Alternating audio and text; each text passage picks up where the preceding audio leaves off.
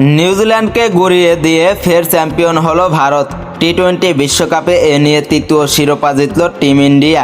এর আগে 2007 সালে মহেন্দ্র সিং ধোনির নেতৃত্বে প্রথম শিরোপা জিতে নেয় ভারত। গত আসরে রোহিত শর্মার নেতৃত্বে দ্বিতীয় শিরোপা জিতে টিম ইন্ডিয়া। এবারের আসরে সূর্যকুমার যাদবের নেতৃত্বে টি-20 বিশ্বকাপের তৃতীয় শিরোপা জিতল ভারতীয় ক্রিকেট দল।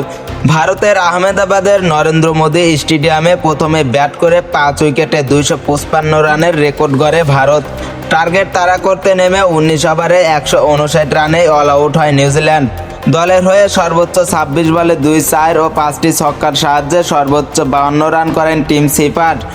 এছাড়া 35 বলে 3-4 আর 2টি ছক্কার সাহায্যে 43 রান করেন অধিনায়ক মিচেল সেন্টেনার। ভারতের হয়ে জসপ্রীত বুমরা ও 4 ওভারে মাত্র 15 রানে 4 উইকেট শিকার করেন। 3 ওভারে 27 রানে 3 উইকেট নেন অক্ষর প্যাটেল। এর আগে টস হেরে প্রথমে ব্যাট করে ভারত টি-20 বিশ্বকাপের 10ম আসরের ফাইনাল ম্যাচে সঞ্জু স্যামসন, অভিষেক শর্মা ও ঈশান কিষানের ব্যাটিং তাণ্ডবে 5 উইকেটে 256 রানের পাহাড় গড়ে ভারত। দলের হয়ে মাত্র 46 বলে 5টি 4 আর 8টি ছক্কার সাহায্যে সর্বোচ্চ 89 রান করেন সঞ্জু স্যামসন। তিনি দলকে ফাইনালে তুলতে সেমিফাইনালেও খেলেন 89 রানের ইনিংস। তার আগের ম্যাচে ওয়েস্ট ইন্ডিজের বিপক্ষে বাঁচা মরার লড়াইয়ের ম্যাচে 97 রানের লড়াকু ইনিংস খেলে দলকে সেমিফাইনালে তুলে দেন।